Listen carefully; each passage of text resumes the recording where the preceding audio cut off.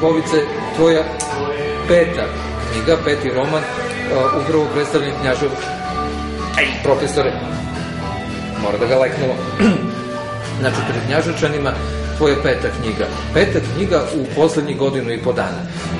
Otkud to i kako to? Kako je sve to nastalo? Da li su te knjige već bile napisane ili je posle prve sledila druga, treća, četvrta, peta u tom relativno, zapravo, zaista kratkom vremenskom intervalu?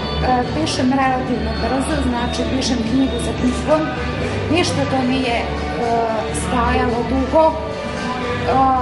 Najduže sam pisala prvi roman Rane. Nekako mi je on i najdraži. Tim romanom, ja sam to već rekla, odužila sam se svojim precima, starim ljudima koji su mi pričali o nekadašnjem životu. Nakon toga mi se odmah javila ideja da mogu da napišem nastavak tog prvog romana. Jednostavno se u meni probudila ljubav prema pisanju.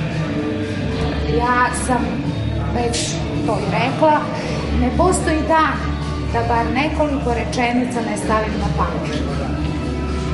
Pišem brzo, inspiracija je svuda oko mene,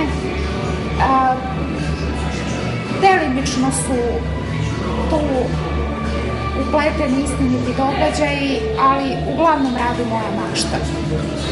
O čemu govori? Volim da pišem i eto to. O čemu govori tvoja peta knjiga? Prve dve su govorile o ratu, stradanjima, nekim teškim pitanjima Prvog i Drugog svetskog rata, zasnovanim na pričama tvojih predaka. Druge dve knjige su sa ljubavnom tematikom. O čemu govori ova treća knjiga? Da li se opet vraćaš onome što je bio glavni motiv? Ja sam rekla da više neću o ratu.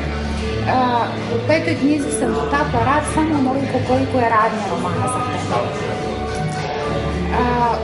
U toj knjizi, prvo da kažem da je delimično radnja romana smeštena u neko prošlo doba, a jednim delom u neko savremeno doba.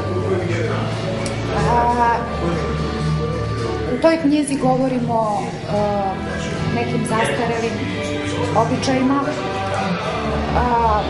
Konkretno je to zasnivanju braka bez ljubavi, pod uticajem porodice, pa zbog toga dvoje ljudi čitavog života bili nesrećni. I u ovoj knjizi sam opisala, kao i u prethodnoj, počinjenost i stradanje žene u porodici. I mislim da toj temi treba posvetiti još pažnje.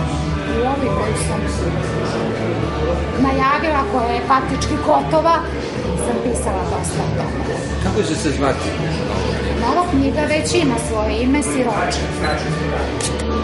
Vratimo se ponovo na samo pisanje. Ti si književnika, pisca, romanopisca u sebi otkrila relativno kasno, ako to gledamo sa strane. I za prvo kratko vreme si postala jedan od najplodonosnijih pisaca ovde zavičajnih u Knjaževcu. Otkud zapravo, kako se to u tebi rodilo, kako si sebe otkrila kao književnik i pisca? Od rane mladosti ja želim da pišem. Maštala sam o tome, to je bila moja velika želja, ali sam imala utisak da je to jednostavno tehnički neizvodljivo. Da pisac ne može da bude svako, da je to za jedno malo mesto kao što je Knjaževac ravno mašti. Jednostavno nemoguće. Zahvaljujući gospodinu Nebojši Đorđeviću, zahvaljujući književnom klubu Branko Miljković, ja sam eto svoje samo stvarila. Da li uspevaš da pomiriš obaveze na poslu sa pisanjem? Kažeš da, kako si napisala prvu knjigu, svakog dana zapišeš po nekoliko rečenica. Može li to jedno sa drugim? Može. Jako malo spavam, nažalost, to je navika s posla, pa pišem po noći.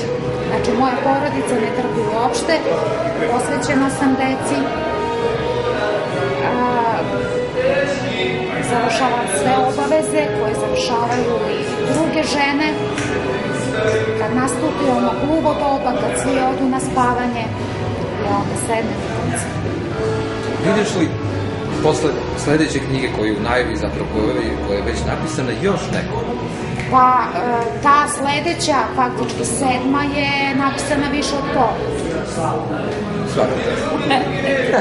Svaka čast, bravo.